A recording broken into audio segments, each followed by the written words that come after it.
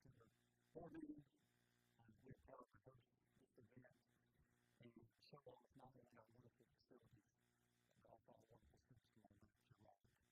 And this time, we'll have the presentation of the colors of Southland Air Force GROTC, followed by Chapman High School Chorus. At this time, please.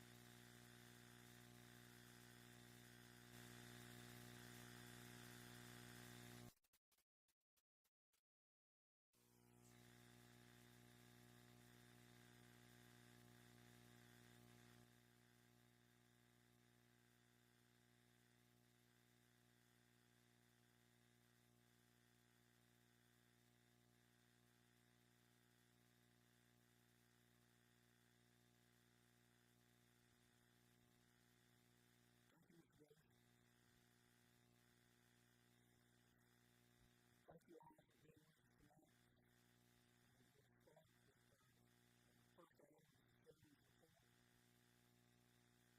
First, I want to show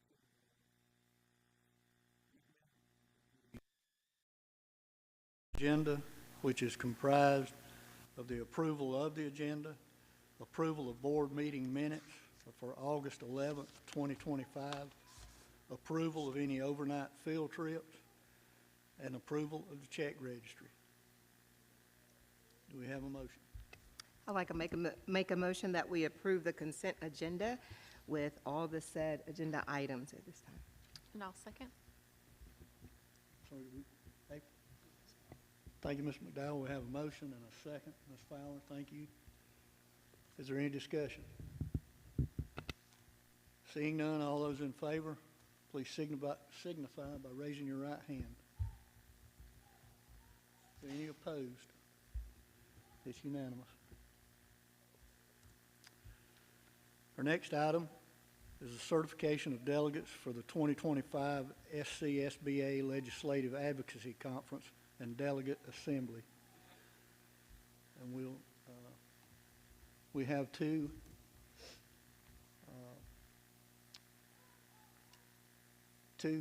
voting members, and I think in the past we've sent an alternate. I'd like to nominate Wanda McDowell. Thank you, Ms. Hopper. We have a nomination for Ms. McDowell, I'd like to nominate Ms. Barbara Hopper. and we have a nomination for Ms. Hopper. That wasn't set up. Do we have a second? I'll second both. Thank you, Ms. Baker. Is there any discussion? You two accept? All right. Yes, be glad to. What about an alternate? Yeah. But all those in favor of our two delegates, will signify by raising their right hand. Any opposed? It's unanimous. Thank you, two. And now, if you think it's necessary for an alternate, we can choose an alternate. I'd like to nominate Mr. Billy Cothran as the alternate. Thank you. We've got a nomination for Mr. Cothran. I'll second. Second, Ms. Fowler. Thank you. Mr. Cothran, you accept? Yes, but I have full confidence in Barbara and Wanda. Thank you. So all those in favor, please signify by raising your right hand. Any opposed? It's unanimous. Thank you. Our next item would be the superintendent's report. I'm sorry, Dr. That's Smith. okay. Thank you, Chairman Rollins, and welcome. It's always great to see a big crowd, a lot of staff and families as we are coming here to honor our Teachers of the Year and the support staff of the year. We are off to a great start. If you can believe it or not, this is the 5th week of school. If there were more kids here, they'd be groaning, But we've had a great start. Our teachers are still smiling. I mean, here we go, guys. Good job. But I do want to first thank the JRTC cadets and our chorus. We are very blessed in this district to have a wide array of programming. I would like to thank the school board and our community for supporting all that, because it all matters. It all matters, and it reaches every child, and then it's just so awesome to come watch them perform. And I would put our cadets and our chorus up against anybody. But how about one more round of applause for our students tonight?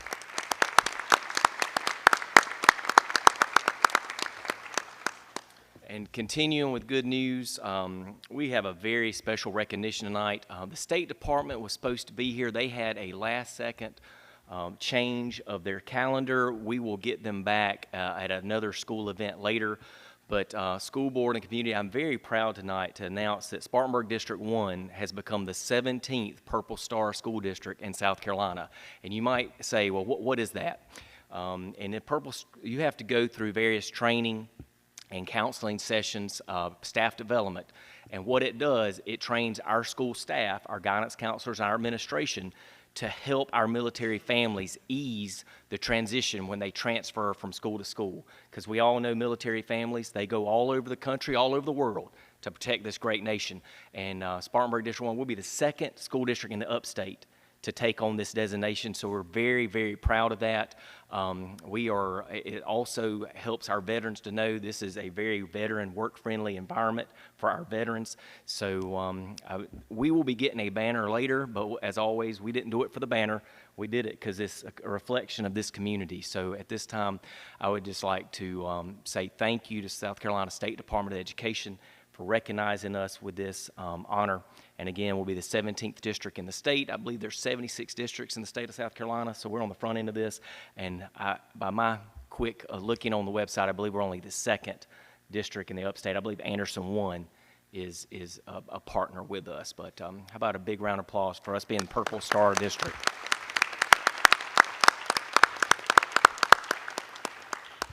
And now, Chairman Rollins, if you'll join me on the floor here, we're going to recognize our Teachers of the Year and our Support Staff of the Year.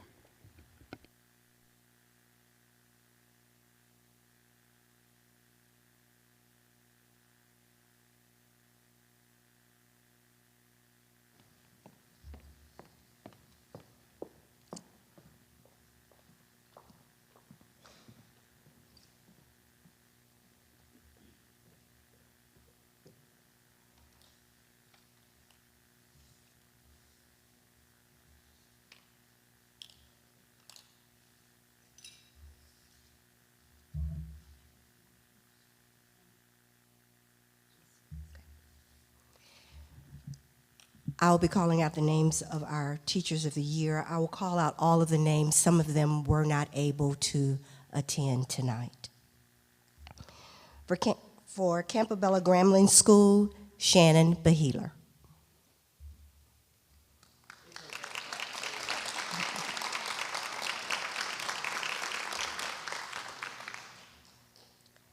For Chapman High School, Rachel Edwards.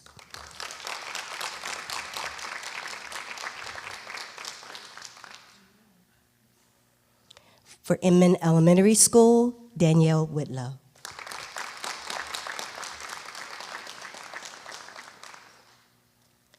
For Inman Intermediate School, Sarah McCann.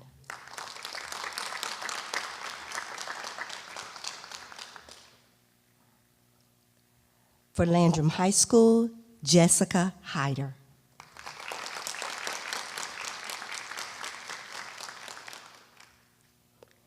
For Landrum Middle School, Eddie Williams.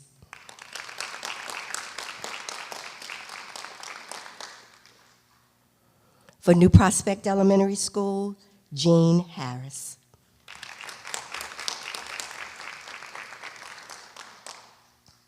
For Mabry Middle School, Courtney Human.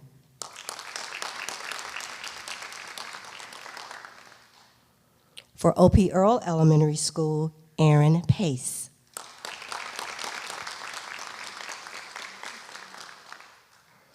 For Swafford Career Center, Dr. Amber Thompson, who was not able to be here. And for Holly Springs Motlow Elementary School and the Spartanburg School District 1 District Teacher of the Year, Stephanie McSwain.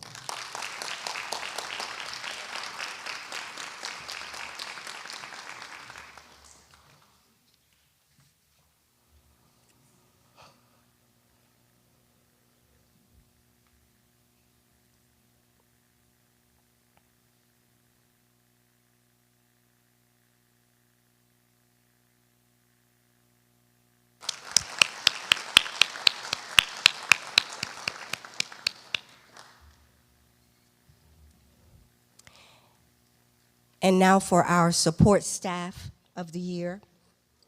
For Campobello Grambling School, Katie Ecker. I think she was not able to be here. Oh, there she is over there.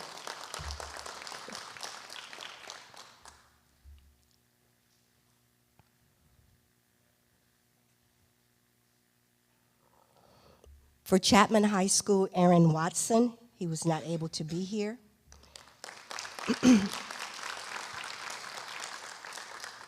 For Holly Springs Motlow Elementary School, Donita Owens.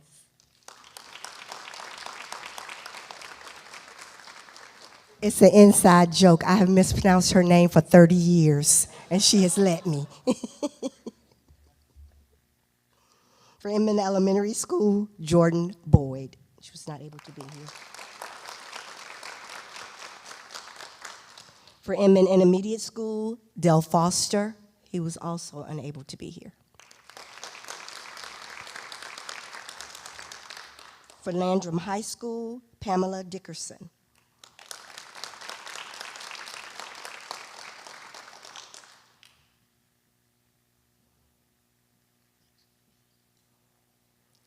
For Landrum Middle School, Stephanie Sane.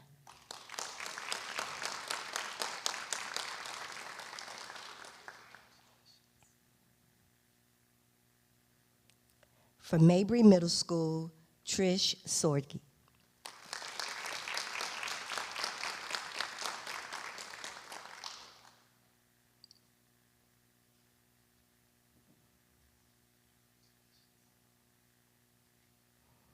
For New Prospect Elementary School, Yolanda Samuel.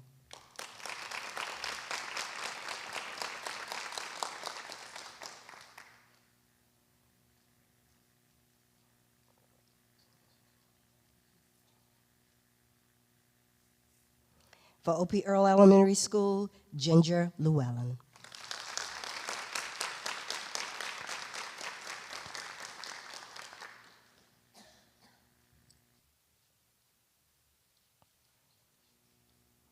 For Swafford Career Center, Larry Lawrence. He was not able to be here.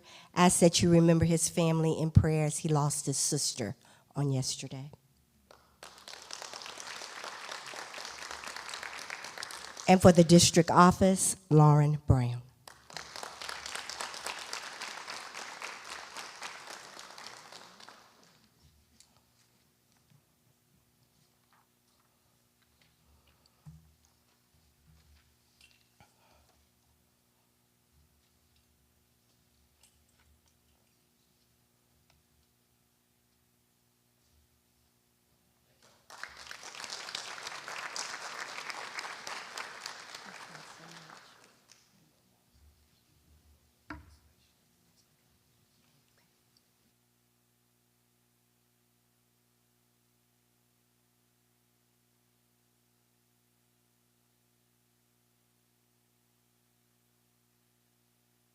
Tonight, so we'll move right along. Dr. Beeson?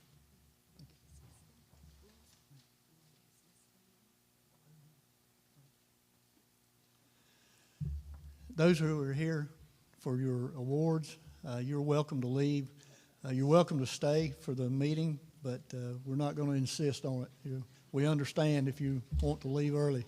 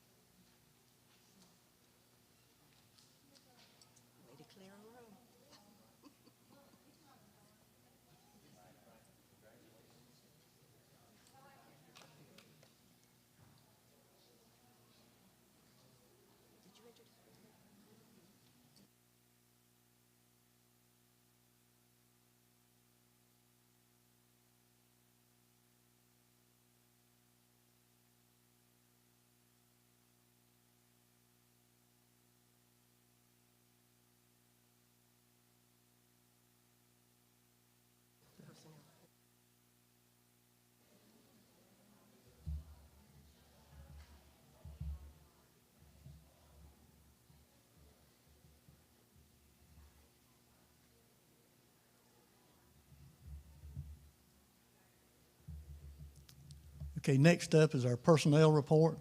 Dr. Beeson. Thank you, Mr. Chairman, board members, and Dr. Smith. As you can see from your board packet, there was no personnel report this month, which is a good thing. So that means that I was not hiring or we had any resignations between this time and last board meeting.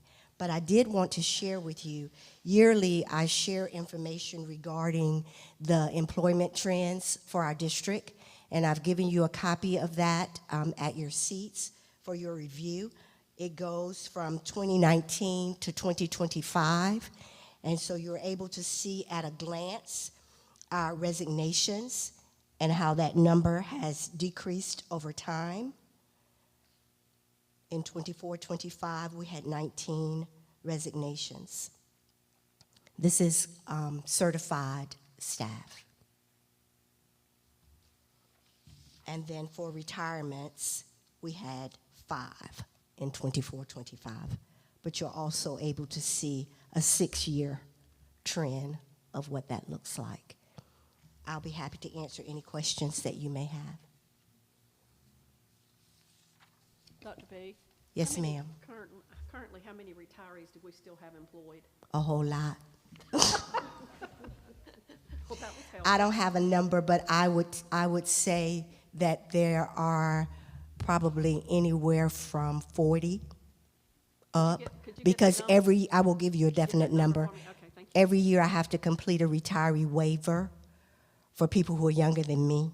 I don't have to do one for myself, but for those who are younger than me, I do have to do a retiree waiver, and the State Department approves that every year. But I will give you a number. All righty, thank you. Yes, ma'am.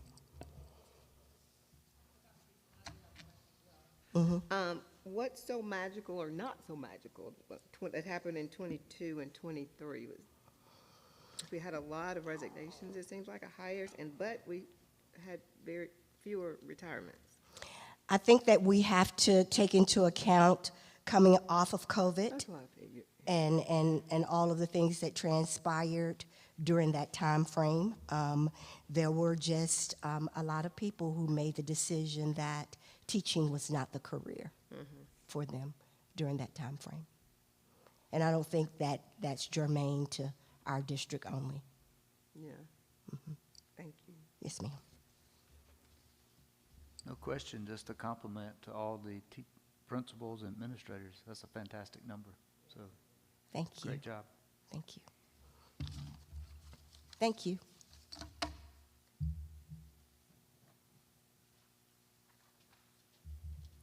Thank you, Dr. Beeson.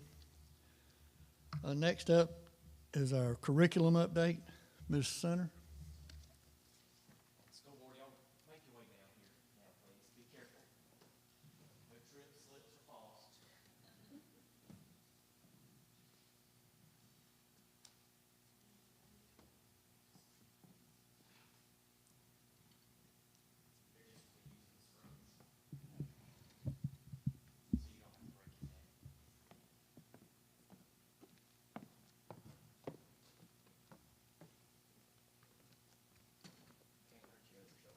I know it.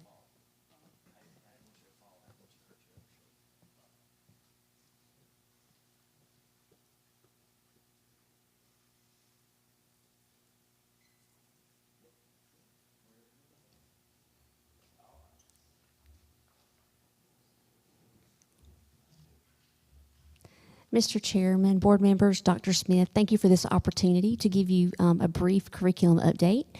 In Spartanburg School District 1, our mission is to provide each child with a quality, student-centered education.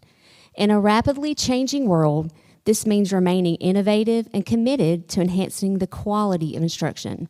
Tonight, we will hear how some of our very own teachers in Spartanburg District 1 are using AI to do just that.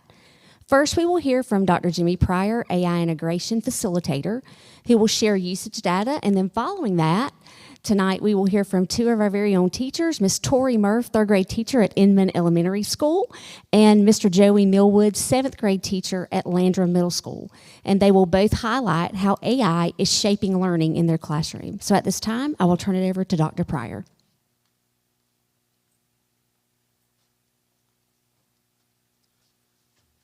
Thank you, Mr. Atkins. I'm going to take this off the mount, if you don't mind, Casey, if you'll mute this microphone. Thank you. So thank y'all for coming down, and thank you for letting me walk around. I taught middle school for like a decade. You got to move. You just have to move. AI update. I'm going to share some numbers with you.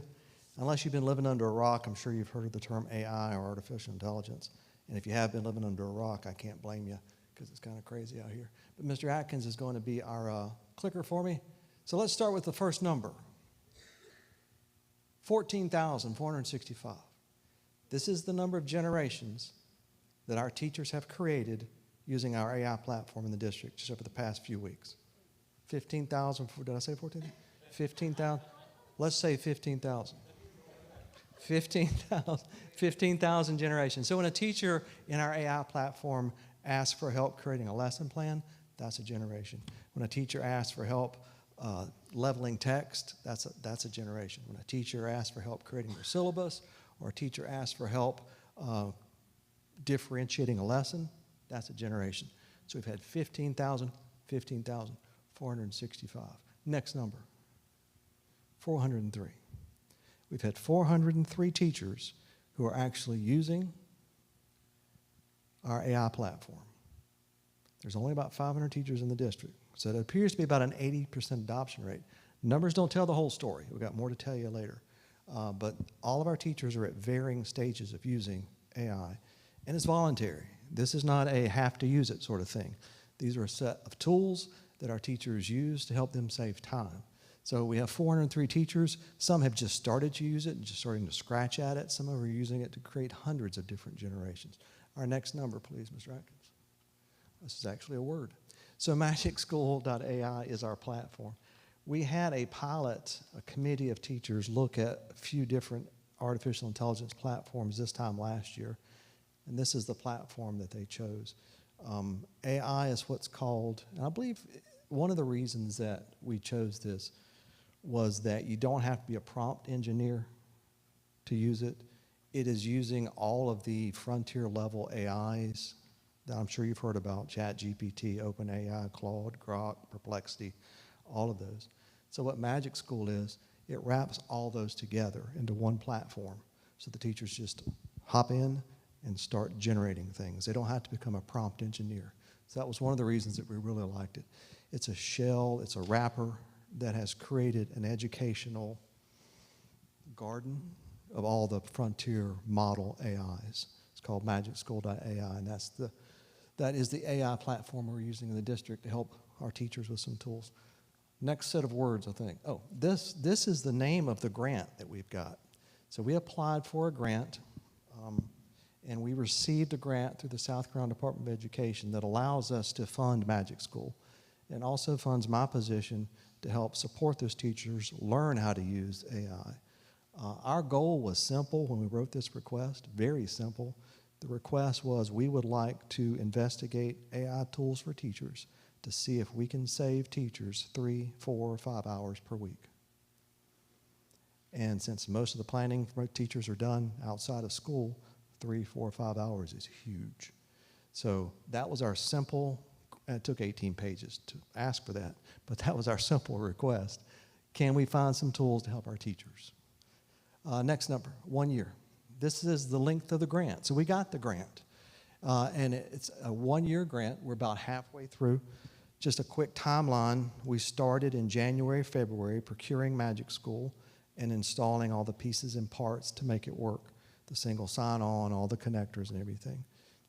March, April, we were actually rolling out to teachers who wanted to try it as a pilot group.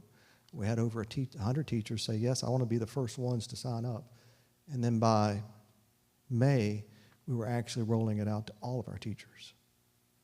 So the numbers you saw a moment ago, 15,460-something generations and 400-something teachers, that's really just based on the last month of May or the last month from last school year and the beginning of this school year, August and a piece of September. But we're about halfway through and the end is in December. Next slide, Ms. Rick. This is our partner, University of South Carolina. So University of South Carolina will help us evaluate whether or not teachers are actually saving 3, 4, 5 hours per week.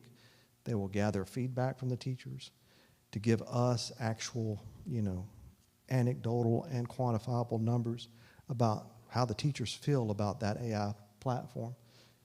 We will get the final numbers in December when the grant's over, but they've already given us some preliminary numbers because they've already been getting feedback from teachers. So what we know so far is 92% of our teachers want to use AI if it helps them. I don't know what the 8% are thinking, but 92% want to use AI if it helps them. 70% say, just give me some time to figure this out. Next slide. So I would love to bring 400 and something teachers in here to tell you about the 15,000 different ways they've used AI, but we'll settle for 2. We have 2 teachers here tonight. They're going to share their perspective on how it's helped save them some time, how it's kind of given them some different tools they've ever had before.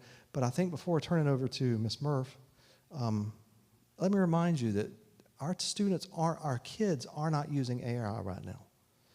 Our kids are not interacting with AI. Right now, phase 1 is strictly for teachers. We're just trying to give teachers some tools, right? After we hear from our 2 teachers, I'm going to come back and tell you a little bit about what AI for students could look like when we move forward and how we could move forward. But right now, I'm going to turn it over to Ms. Murph, and then she'll turn it over to Mr. Millwood, and then he'll turn it back over to me, and I'll see you again in a few minutes.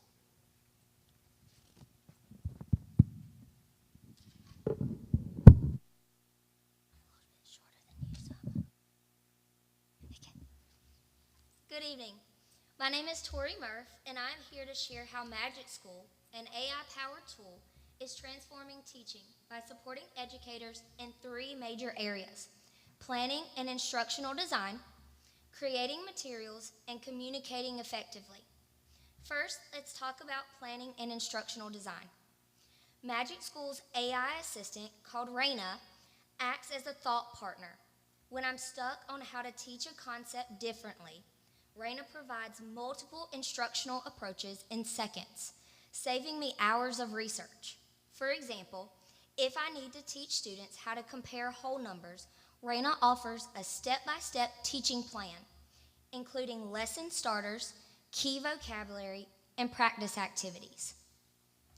This helps me design differentiated instruction quickly, especially for struggling learners, by offering alternative ways to present concepts when my initial approach doesn't reach every student. On the teacher side, Magic School greatly improves efficiency.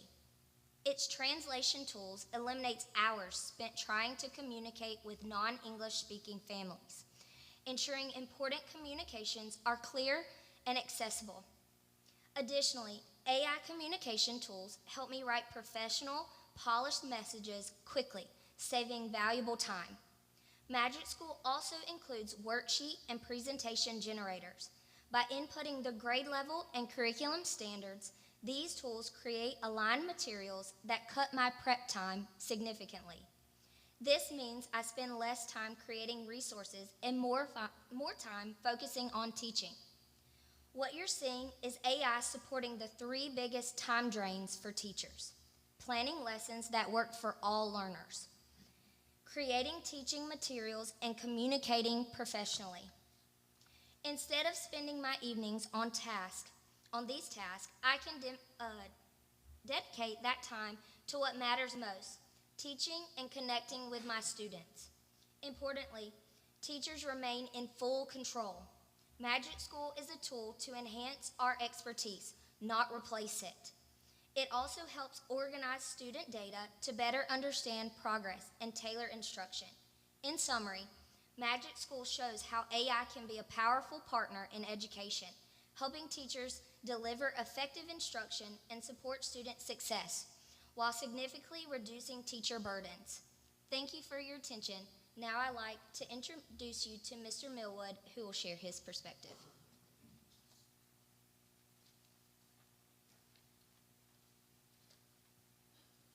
Dr. Smith, board, Dr. Pryor, Ms. Senator, thank you for having me today. AI is a powerful tool.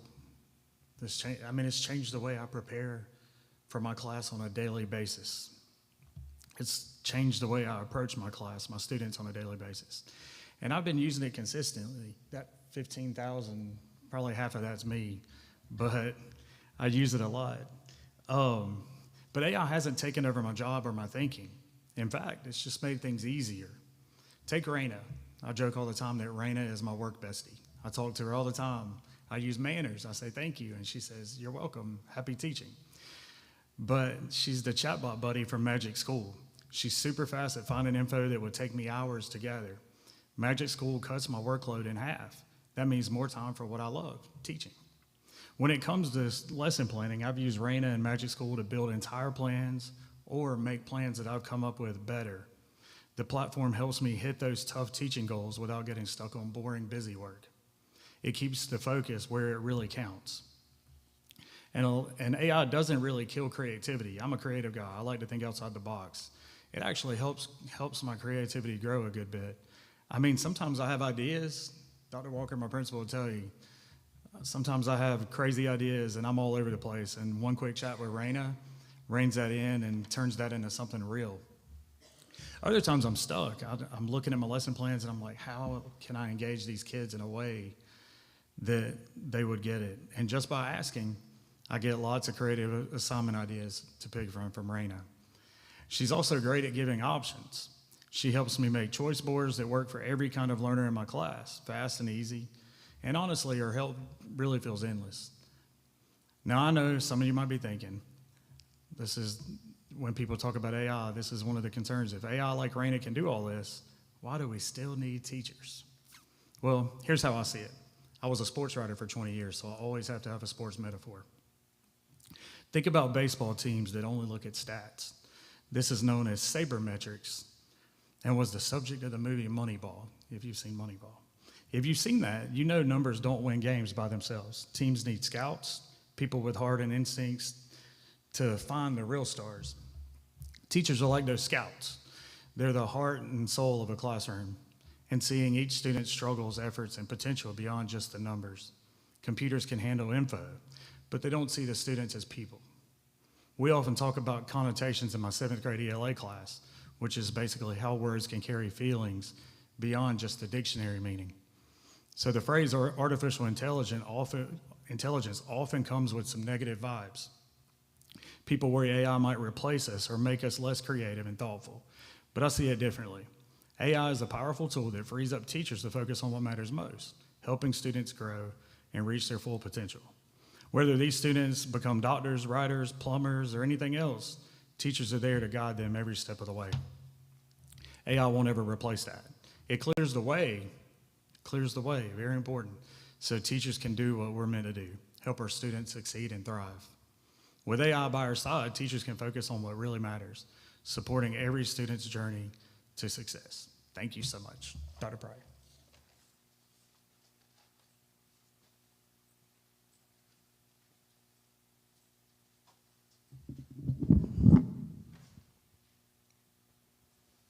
So if we could bring all 400 teachers in here to talk about all 15,000 generations. Next slide, Mr. Atkins.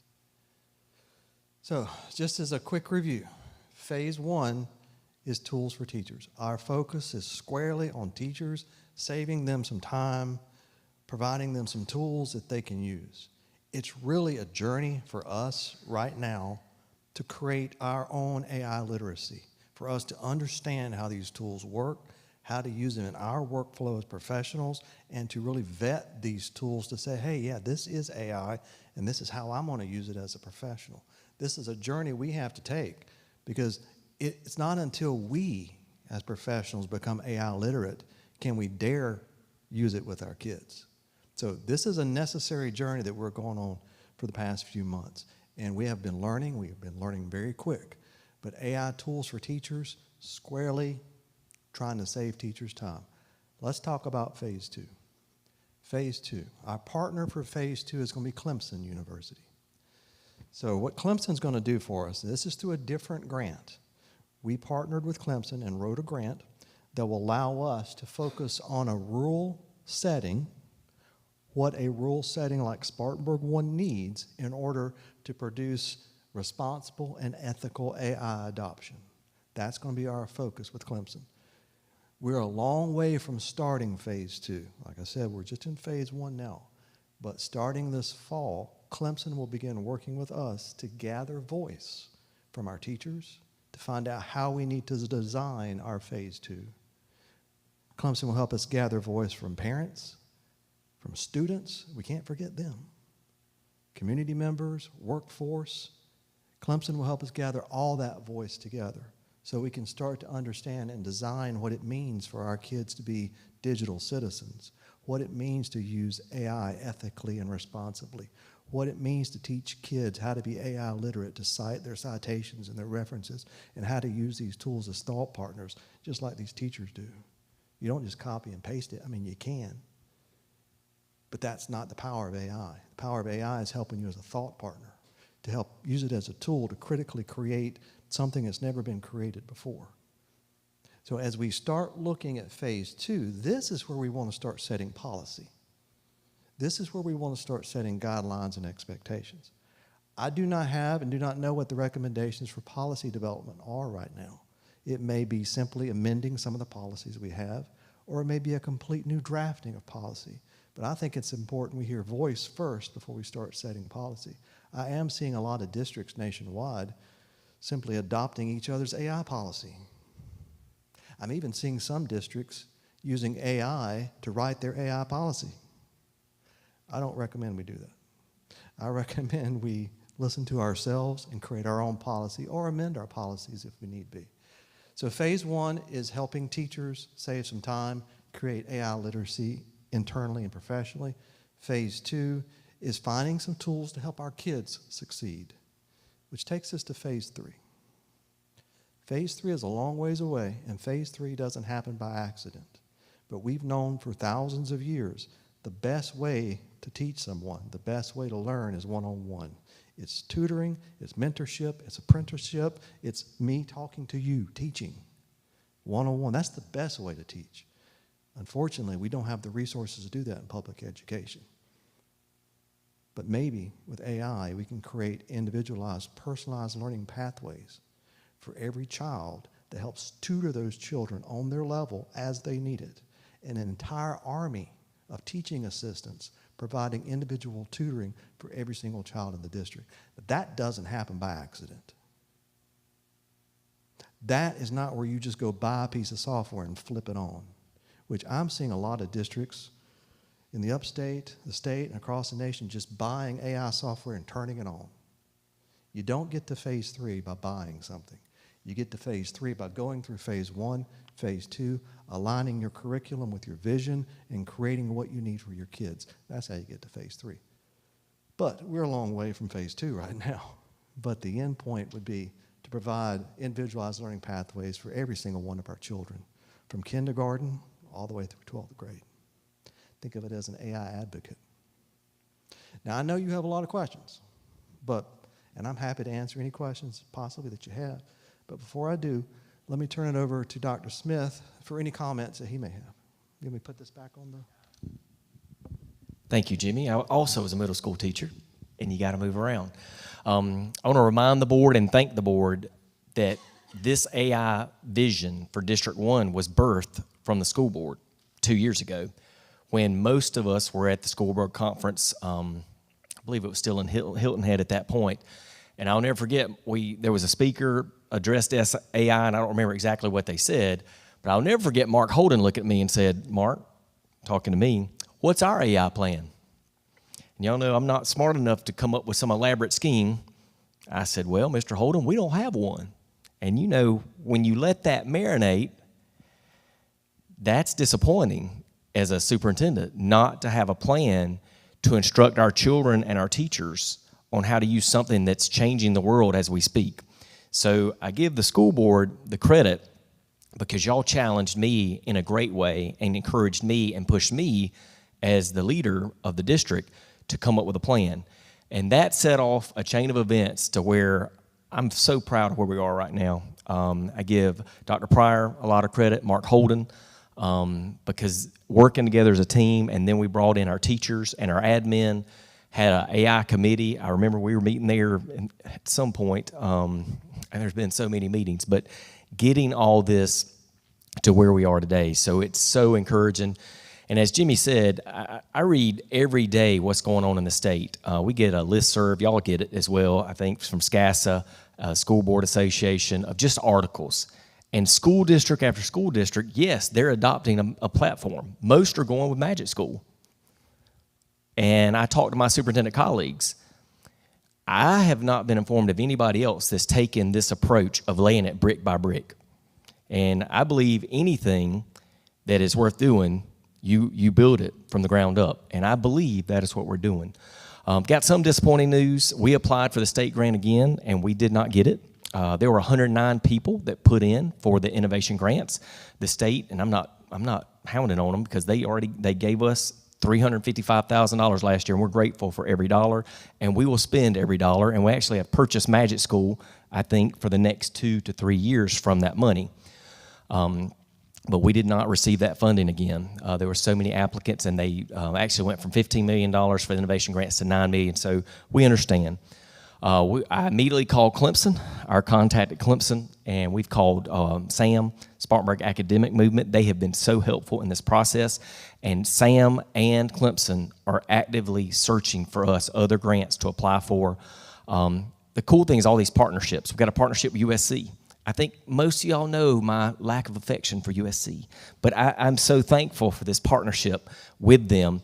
And then Clemson, I might as well join USC the way it's going, but Clemson has been working with us within the last 6 to 8 months, and they have a real focus for rural areas. So I feel, but I can't promise, that we have a lot of great opportunity to be funded. I just can't promise it.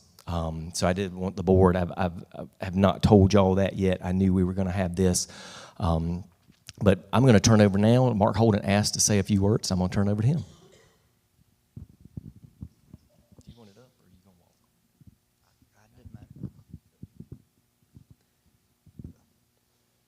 guys. Look for a pointer here. So let me tell you a little bit about me. Some of you may have confused me for an IT person. I don't know anything about IT. Casey helps me. He helped me get my computer tonight so I could function. My background is chemical engineering, and I spent most of my time in a manufacturing plant in Spartanburg for the last, 2 years in Raleigh in pharmaceuticals, but the last 29 years at the polyester plant in Spartanburg. And I was an engineer, manufacturing leader, and then for a period of time I was the site head for that facility. It's about 450 people. And while I was leading that site, the company decided that it was important to set aside someone to focus on transformation. And I had the opportunity to take that job. And it has been super exciting to learn about, I've been to Seattle, been to Palo Alto, been to all the major places that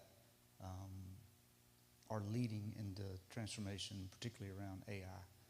And so I'm passionate about it, and I want to share with you some of the things that I see that might be compelling as to why we need to engage in a very fast way.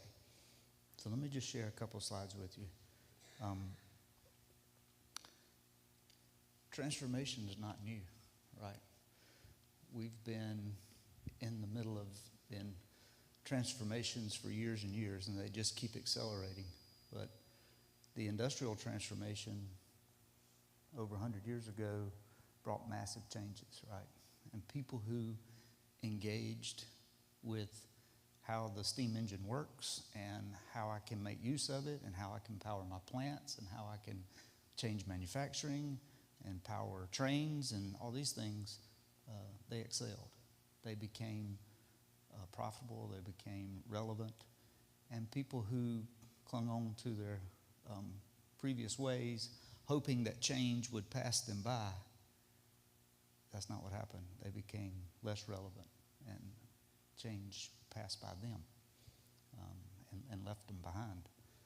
That's true with computers too, right? We've seen computers, we've seen the internet, we've seen people engaging in those technologies prospering, and if you ignore them, you get left behind. And we are very much on the cusp of a transformation that is like none other.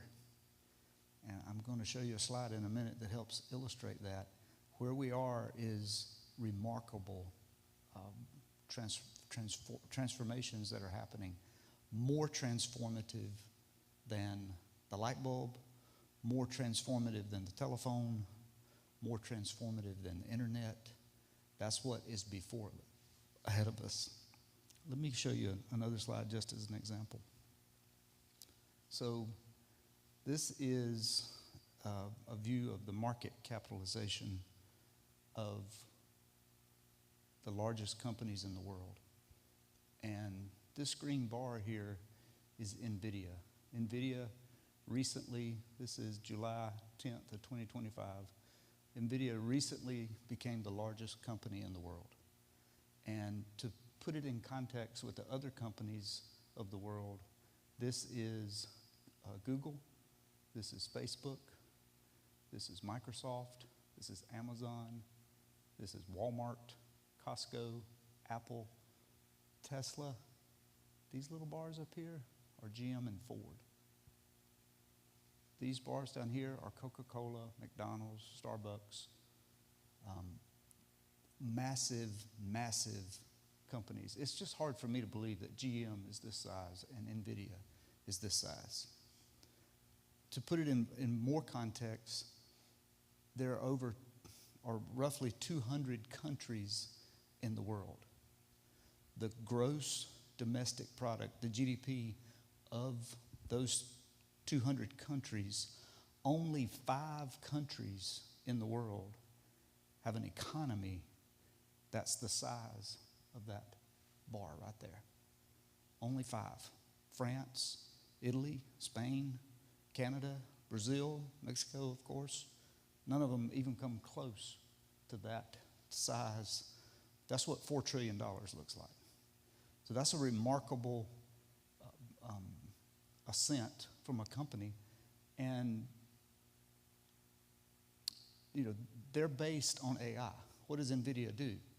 They were originally a graphics for video games, but they found a way to take their chip, their graphics processing unit, and make it power AI.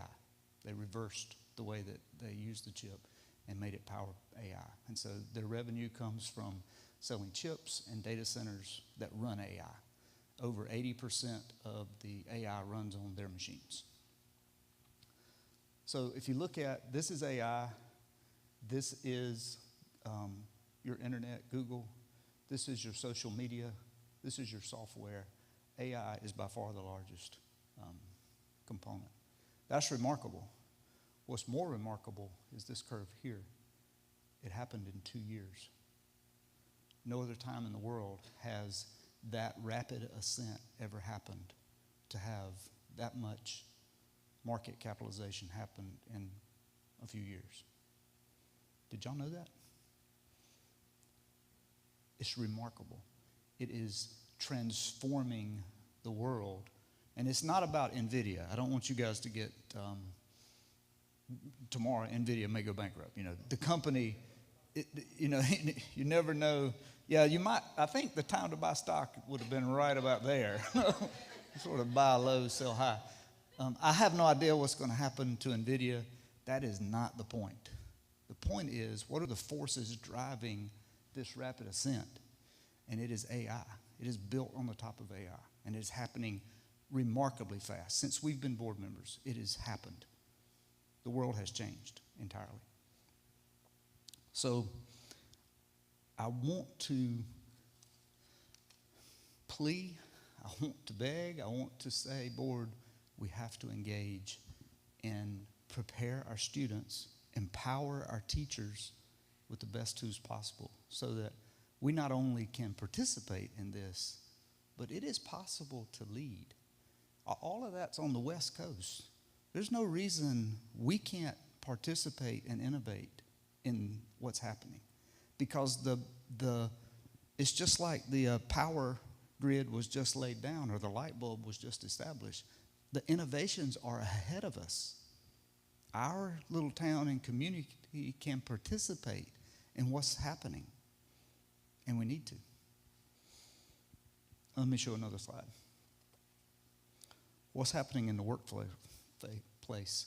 I'm sure you guys see it. You guys could probably tell me what's happening to you in your space and workspace. I'll give you a story that's, I didn't put in the article, but we were last night working with our new pastor, and we were creating mission vision statements.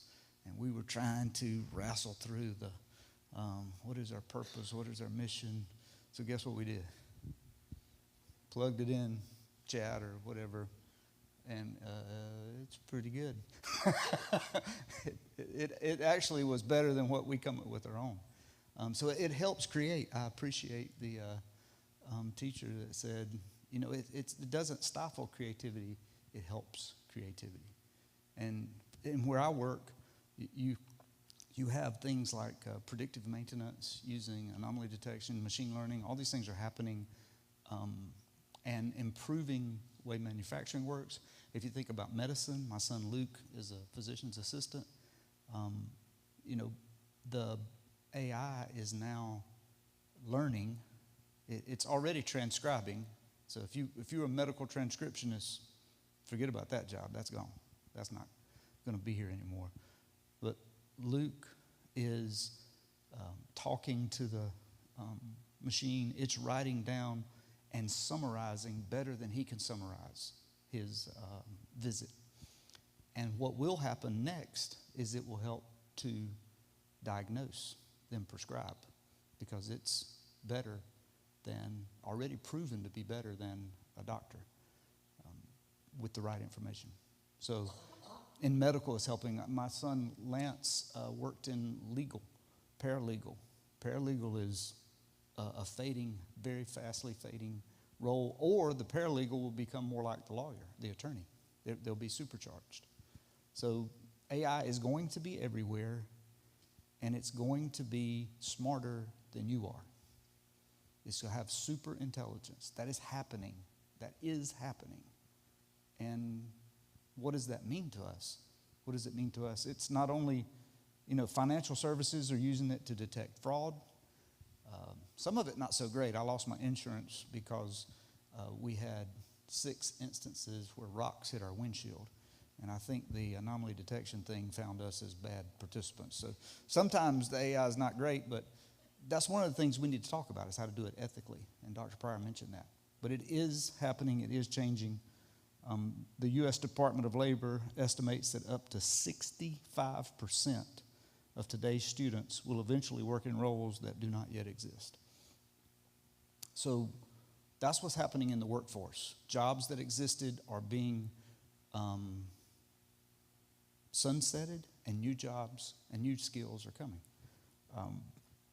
In terms of its impact on education, Dr. Pryor mentioned personalized learning. Imagine being able to give your student who's struggling. So we talk about math interventionists, right? We talk about ELA interventionists coming in and helping the children. Imagine, and we can't do that for everyone, right? But what if you could? What if you could give every student a personalized tutor to help them? What would that do for you? It would be amazing, right? It could do, and it will. It will do those things. It can do the admin support, which is what we've been focused on initially. I think the plan by Dr. Smith and Dr. Pryor is brilliant. You start with the teachers and get everyone comfortable and aware, literacy up. It's good. Things it can do for early interventionists, it can spot patterns that we typically don't spot. The other point I listed in the article was ethics, equity, and empowerment. We must not only embrace the AI, but ensure its responsible, equitable, and ethical use. What do I mean by equity? It shouldn't matter if you can afford it or not, if you can use AI. We should make that provision available to every student that enters the hall. Give them equal opportunity to learn and explore and dream and succeed. Ethics, students and teachers need to learn about the bias that exists with algorithms. Empowerment, being able to give the teachers the tools they need to be successful. And not give more screen time, but give more teaching time, which is what the teachers want to do, right? And not do all the administrative burden.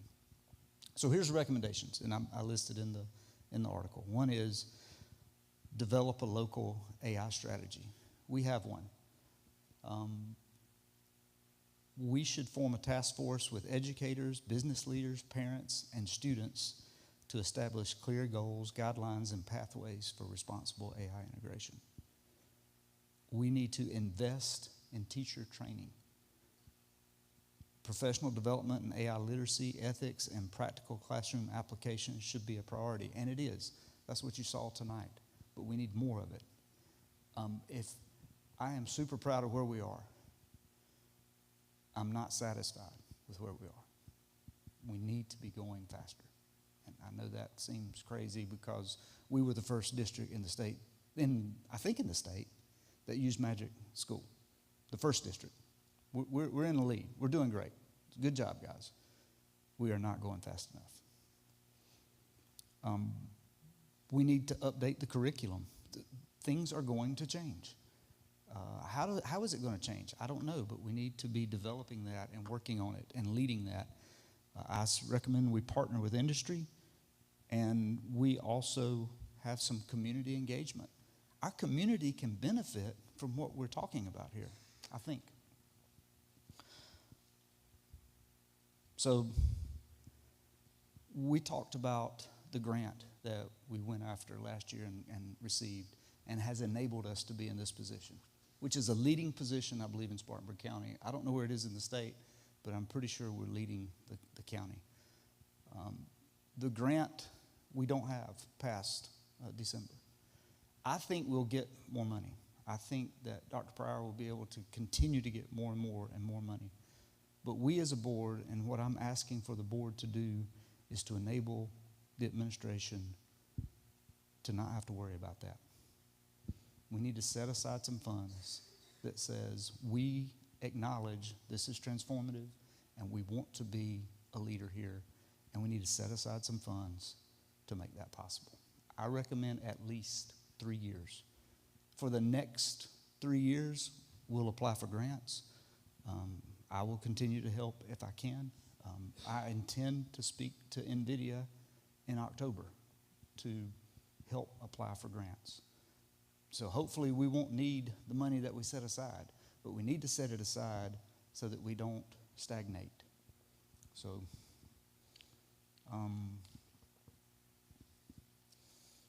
sort of wrap it up. This is my closing argument. The AI revolution is not an abstract phenomenon. It is here and is changing everything.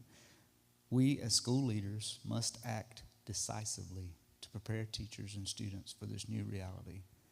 By developing responsible, forward-thinking plans for AI integration, we can ensure that Spartanburg is not only ready for the future, but leading it. Let's seize the moment to empower every learner and educator so that our community will thrive in the age of AI, not just as users, but as creators and innovators. Thank you.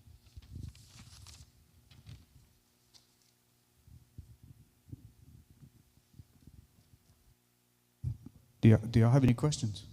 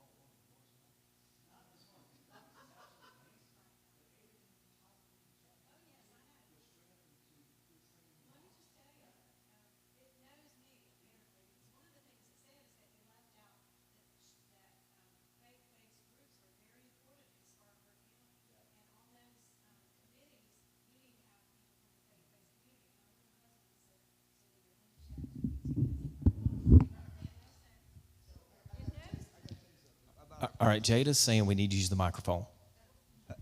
I got to tell you something about our pastor. So we were doing the core mission value statements, and you had to have the 3 mission points, and it was alliterated with GGG. I said, it must know you're a Southern Baptist pastor.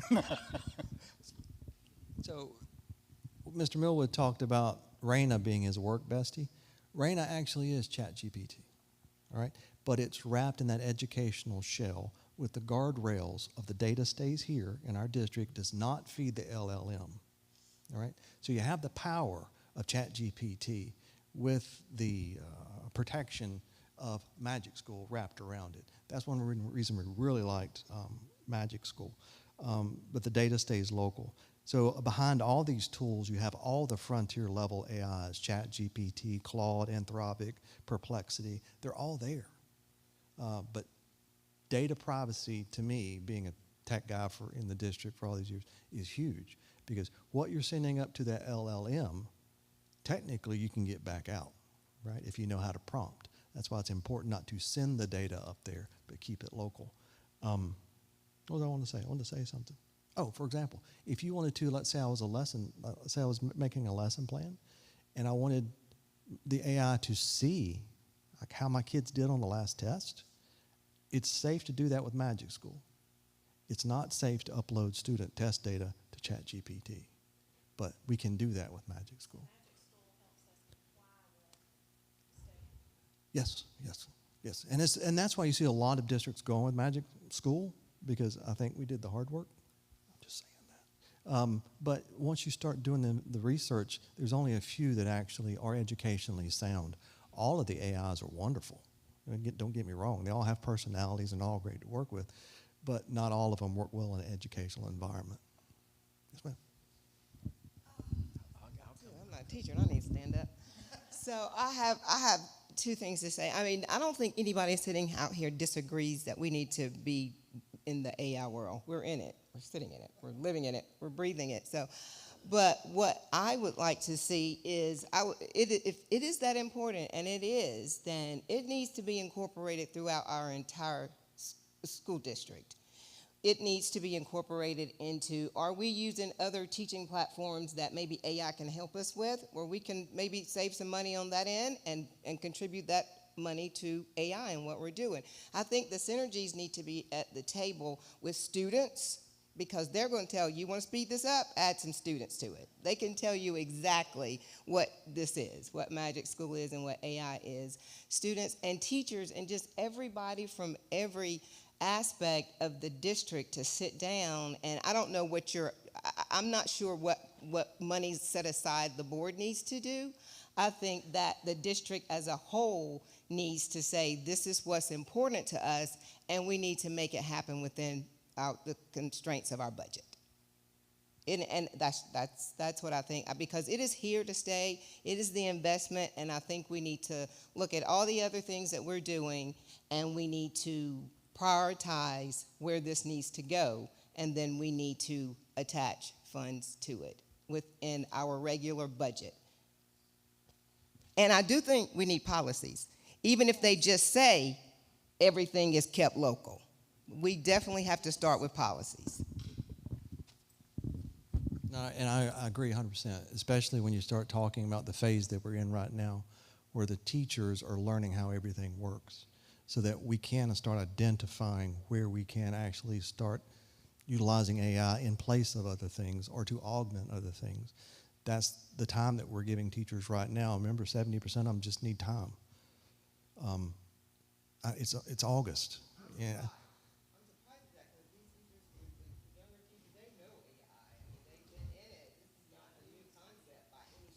And I'd love to talk to you about the patterns I'm seeing when I work with I didn't call them old, when I work with veteran teachers versus when I work with new teachers. There are definite patterns emerging with the use of AI, but it's not necessarily the young ones that want to use it, believe it or not. And Wanda, that's a great point, but our curriculum team has been working hand in hand with Dr. Pryor. So Ms. Center and Amy Driggers, they have also been assisting in every part of this along the way, because it's all got to go together. Exactly right. Barbara? Dr. Pryor, I'm always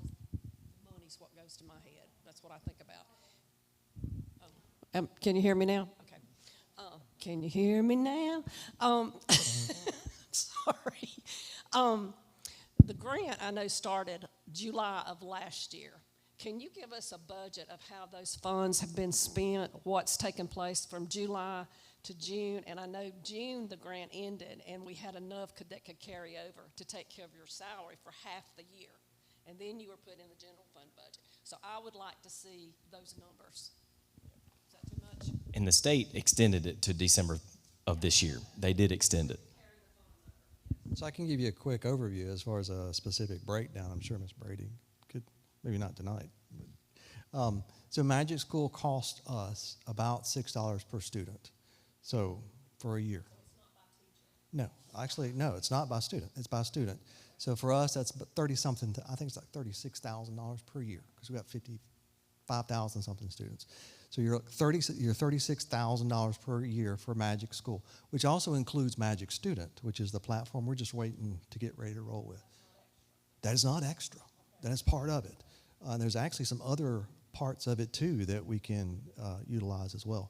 So you take that, let's say 35, you multiply that for 3, because we're going to get it for 3 years. I really don't recommend purchasing it for more than 3 years because I do not know what the AI platform in 3 years the best one will be. I can tell you right now for us, for a year or two at least, I think Magic School is the best one, right? So we also purchased some Google Gemini because we are a Google Workspace or a Google Reference District, and we were trying to dabble with to see if for teachers actually turning on some Gemini tools inside Classroom and Google Docs and Drive, how beneficial that would be for some of our teachers. So I think we spent $25,000 there, something like that. Then we have my salary, and then we'd make the reduction was $355,000. So my math is running out now. So,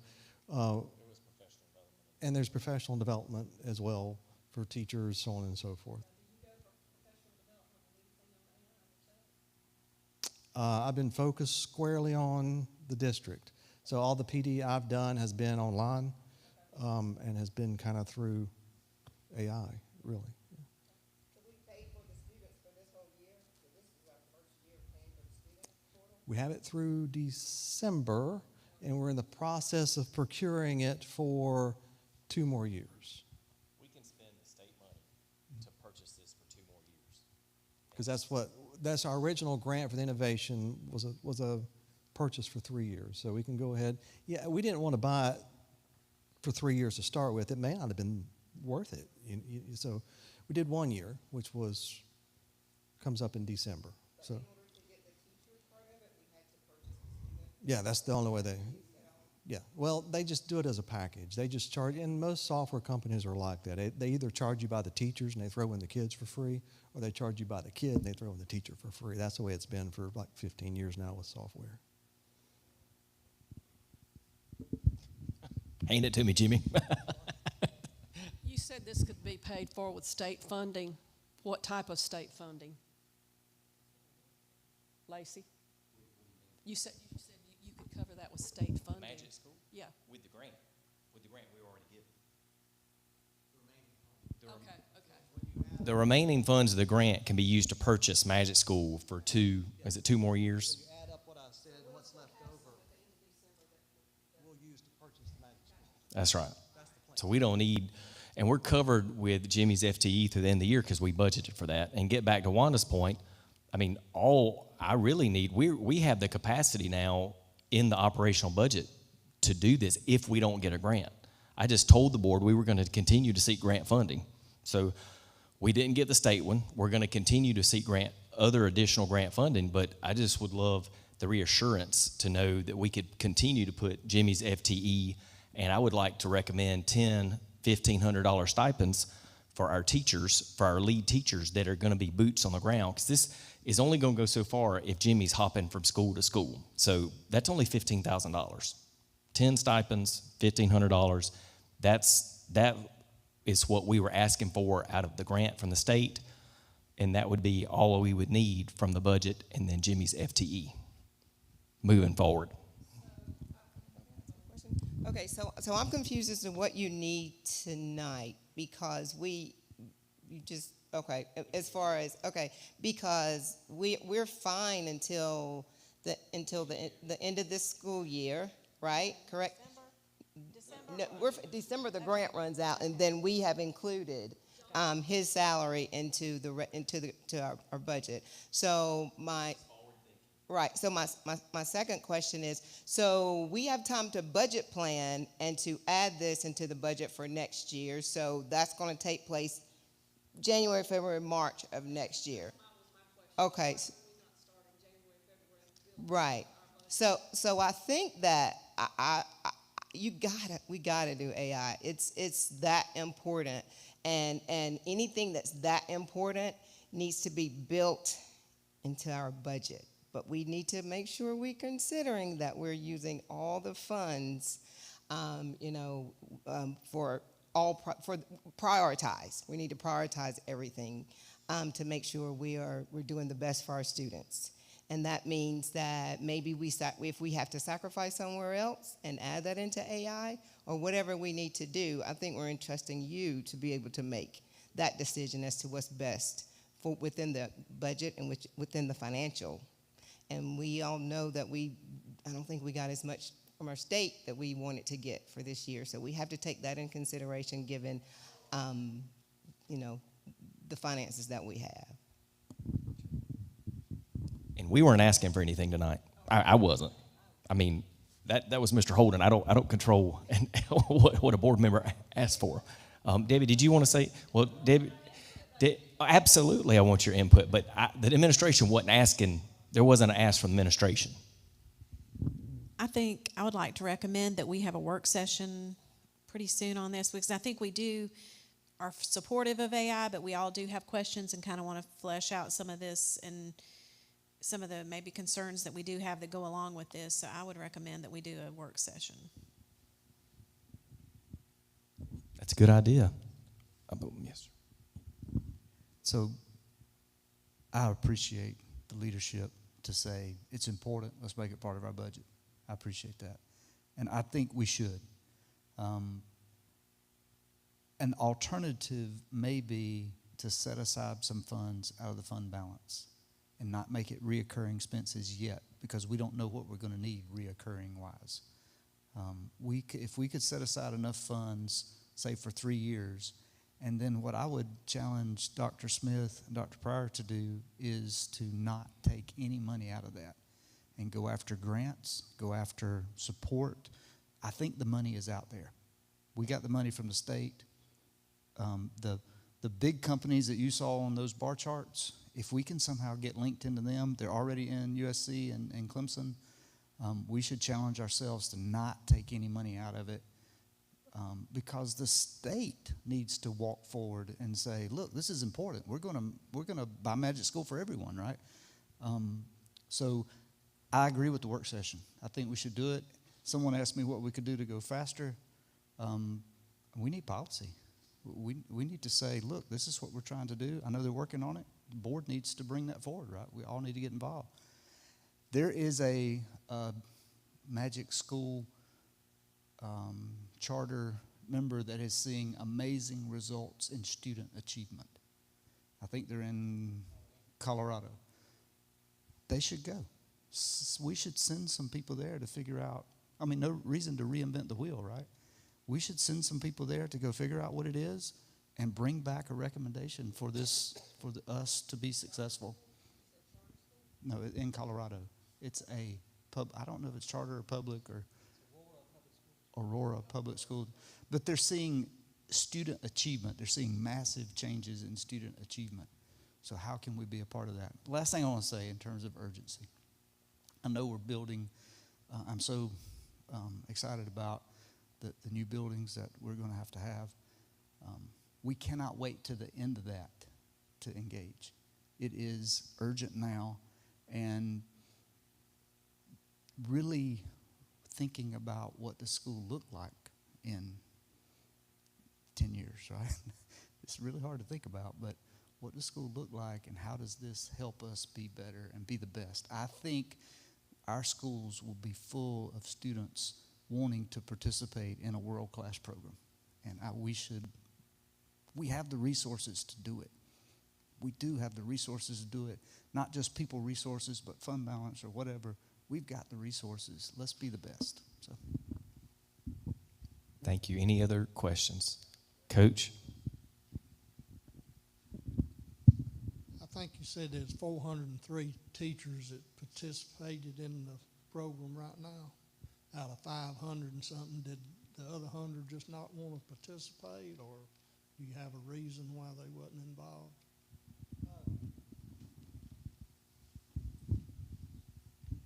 I honestly think it's getting the word out is honestly what I think it is, and just time for teachers. I know we're in the 5th week of school, and those first few weeks, they're rough. So I think we'll see the number. I watch the numbers climb daily. Just last week, they were in the 300, 380, 390. Now we're over 400. So they're climbing daily along with the generations. So I think it's just, continuing to get the word out. And, not everybody moves at the same rate.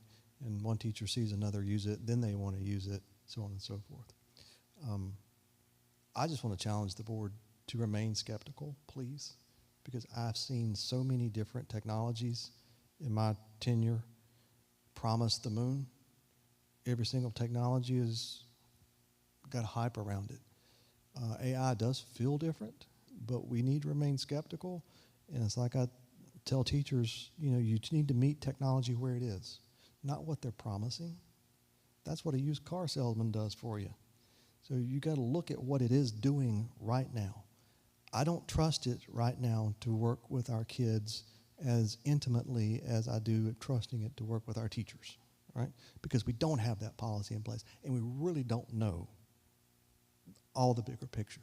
So I do challenge you to remain skeptical, because I do. That's my nature. All right, guys, we need to. Yeah, well, there's still a couple questions, but we're going to do a work session, but let's. Be easy on used car dealers. And on the serious side, at some point in time, will all the teachers, will it be mandatory for them to participate in AI? We're a long way. I'll take that one. We're a long way away from that. We've been doing this by the carrot, and we've had so many people engaging. I'd be a long way away from mandating it. Not a big mandator. I mean, I think we've got to continue to do work. Chairman? Yes, sir. Thank you. I just want to say that I agree with Mr. Holden. I think that as a board, we do need to be aggressive about this. I think here in just a few minutes, we're going to get some really good news from our finance report based on what we had in our packet. And I would suggest that we even consider, as Mr. Holden mentioned, that we take some money from that fund balance. If we took $500,000 from the fund balance and considered it for a 3-year period, that's really a small percentage. And that 3-year period would give them a lot of time to continue to seek funding, but at the same time, it'll take some of the pressure off that they can really develop the projection and the focus of where we want to go with it. So my recommendation would be, like I said, they're not asking for anything tonight, but to strongly consider going ahead and carving out an amount of money to give them that 3-year period to focus and continue the purpose. That's it. Let's go back up. Thank y'all. Thank y'all so much. All right. Take 5.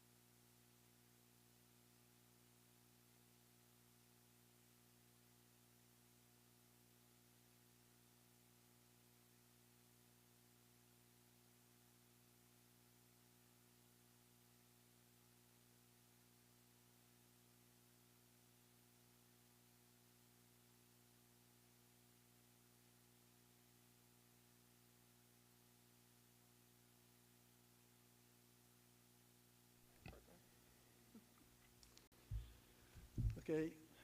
Thank you, Ms. Center, Dr. Pryor. I don't know if Mr. Millwood and Ms. Murph are still with us, but we appreciate that. And Mr. Holden. Great program. Thank you. And that brings us to our policy report with Dr. Brown. And Board, I would like to welcome DJ to the podium. He will be taking over policy for Jada this year. Jada's just so heartbroken that she can't spearhead policy now, but y'all know Jada's a Department of One. This was an easy way for me to assist her because there's a lot in this, as y'all so well know. So good luck, Dr. Brown. Sorry, I was going to point out the obvious and say I'm not Ms. Tesnier, obviously. Okay. But I look forward to the opportunity. Thank you, Mr. Chairman, Dr. Smith, school board members. So tonight I'm bringing forward to you the first reading of some proposed revisions and actual additions to policies. Those are in your board packet. I think you also have a paper copy as well. But those policies, the first revision is to policy BE, and then the addition of BEA, then a revision of GCLE, and then addition, a new policy of JLCG. And again, I know those are all located in your board packet. I can go through each one real quick in terms of just the additions because I know we're kind of out of order in terms of where Jada left off last time with policy. So if you look at the first one, the revision of BE board meetings, it's just to update, our existing policy, and that's just been revised to make sure we include a section on broadcasting of meetings. So that will ensure our compliance with that, as well as the addition of policy BEA, which is, again, it will take into effect January 1 of 2026. We'll have to be in compliance by then, of January 1, 2026, for the live streaming of board meetings. And then policy GCLE is just a revision of unencumbered time to then incorporate our full-time school nurses. So it's just a quick revision there.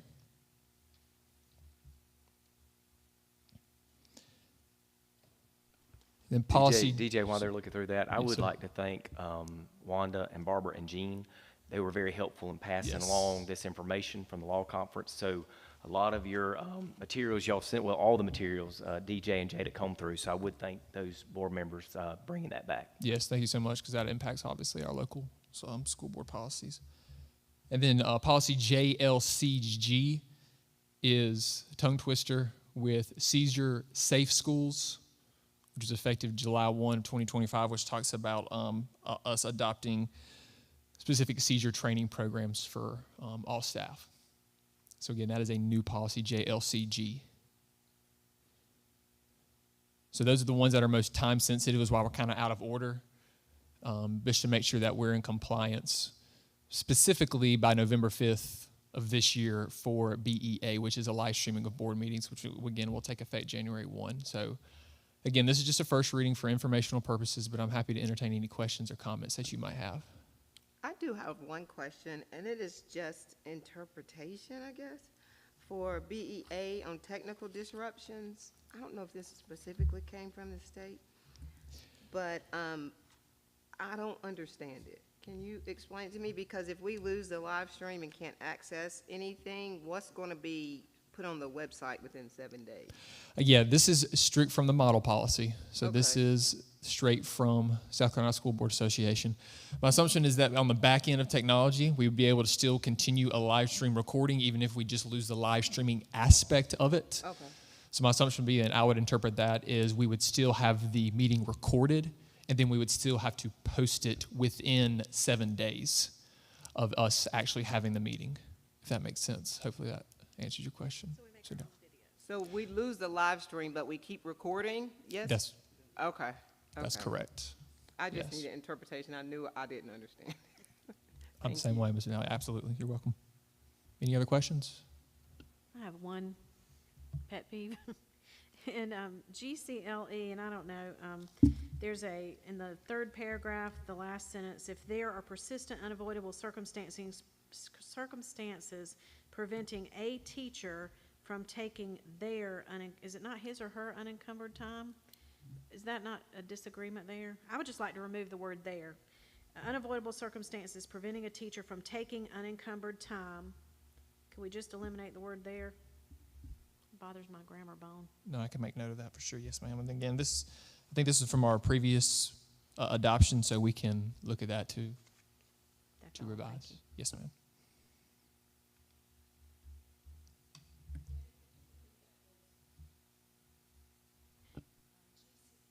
GCLE, under implementation, third paragraph, last sentence.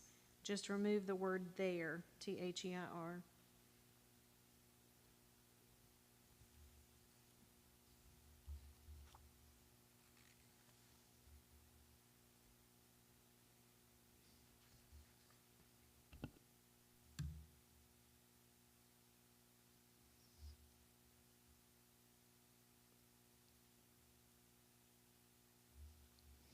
I just want to, I have it THERE if I'm looking at the correct one. Ms. Baker, sorry. Second to last paragraph, or you said? The last sentence, you don't have no, it's not that there. It's the word before unencumbered. Okay, I'm with you. Thank you. From taking unencumbered time. We should either say preventing teachers from taking their unencumbered or preventing a teacher from taking his or her unencumbered. Got it. Yes, ma'am. Or just remove there and we're good.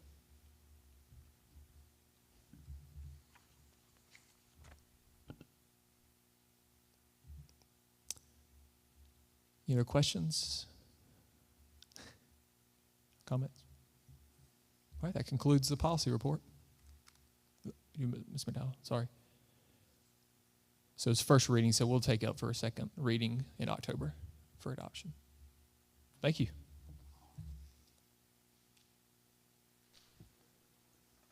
Thank you, Dr. Brown. And next we have the finance update, Ms. Lacey Brady.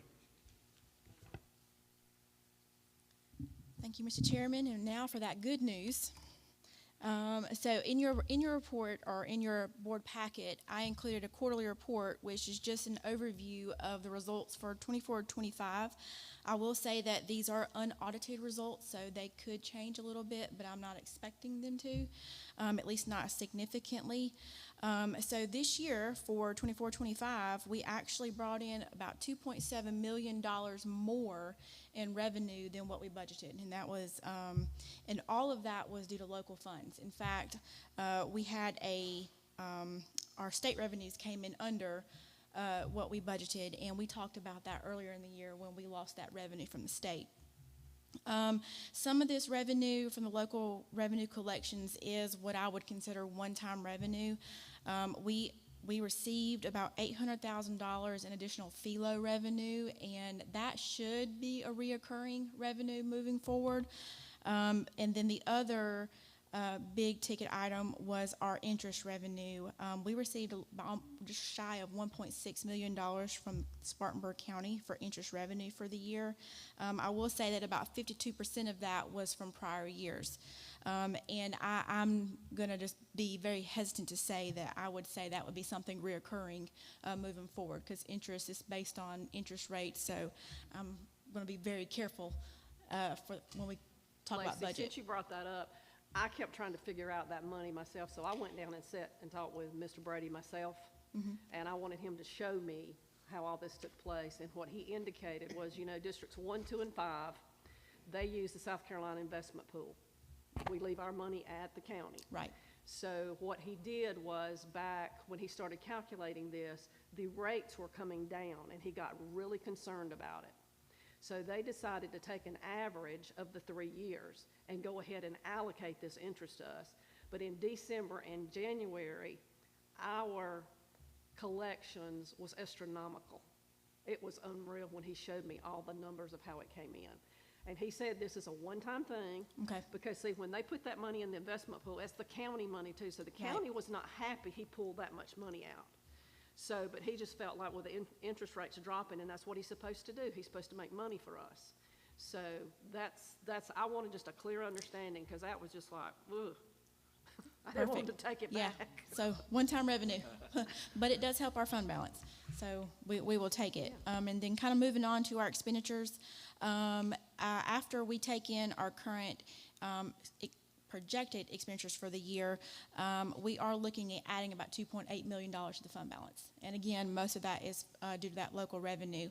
I would like to take note that included in the expenditure amount was the FY 25-26 Christmas appreciation bonus. We also included in those expenditures the weapons detections at the middle schools. And we also paid our sewer debt, if you remember, with the city of Emmenhoff. So that was included in those expenditures. And one thing that I did not list out here that I should have, and I apologize, if you look, I had estimated revenues to be received is about $183,000. Those revenues are coming from Spartanburg School District 7 for our satellite program that we have at Landrum High School, and those expenditures are also included in that expenditure amount above. So and none of these things that we talked about, the Christmas appreciation, the weapons detection, the sewer debt, or the satellite program were included as part of the original budget. Those were additions afterwards that the board approved or we got approved revenue for after the fact. Are there any questions? Good. Okay. All right. Last but not least, this is something I want to kind of talk about since we are talking about fund balance.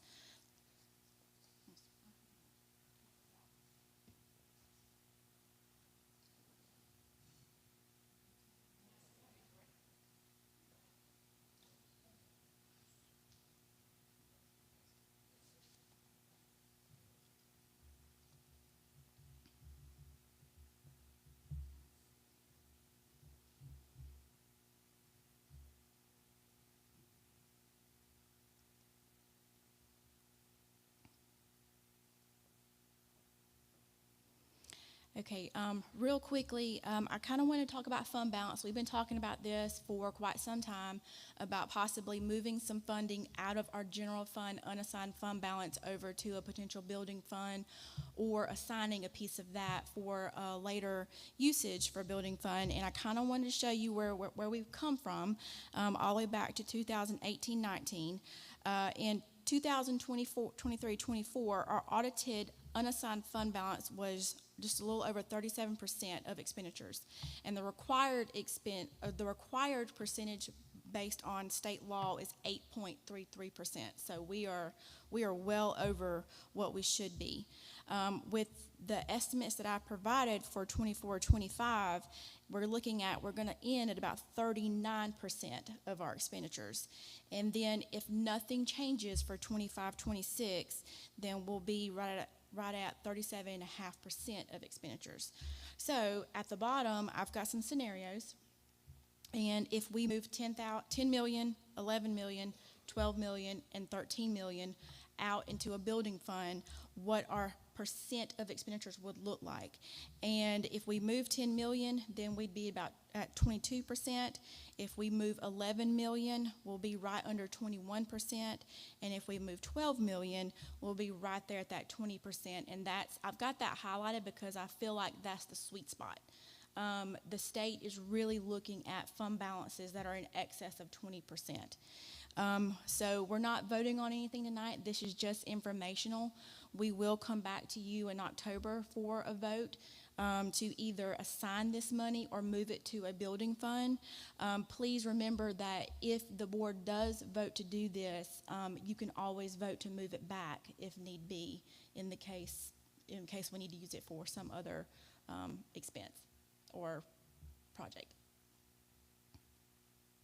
Okay. So there wouldn't be a problem transferring that back to our fund balance from the building fund. If we needed to do that, then the board could just vote to move that back as it's needed. Thank you. Okay. I have a question maybe for whoever, you or Dr. Smith. Is that something that we were talking about for maybe using for Holly Springs or one of the other building things that's not in the referendum? Possibly. I think we start with the projects, and like we discussed, you know, that would be our rainy day fund if something came in unexpected. But as we get further down the project, Debbie, I think that's absolutely right. That's something we could use to do other capital projects in the district. Okay, thank you.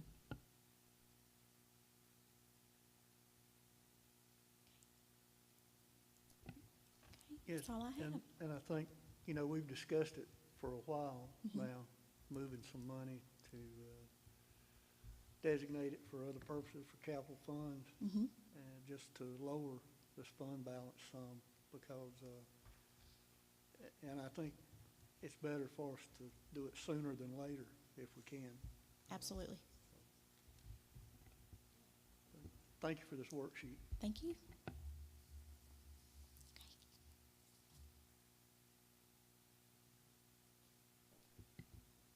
Thank you for the full report, Ms. Brady.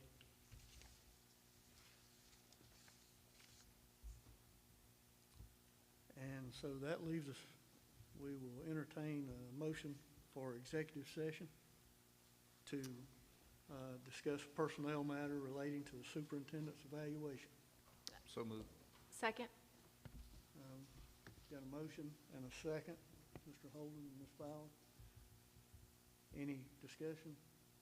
If not, please signify by raising your right hand. Any opposed? It's unanimous.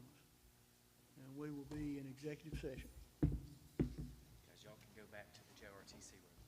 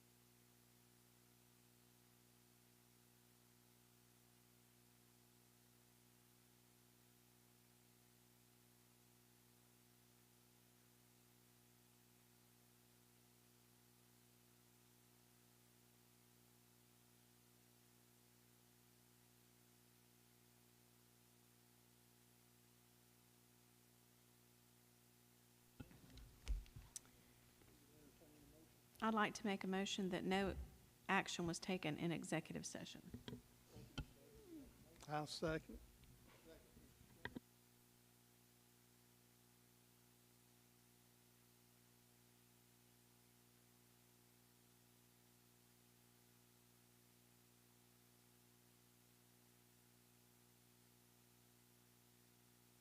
So Motion moved. to adjourn.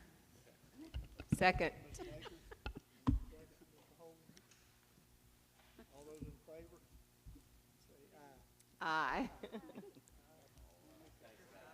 Thank you.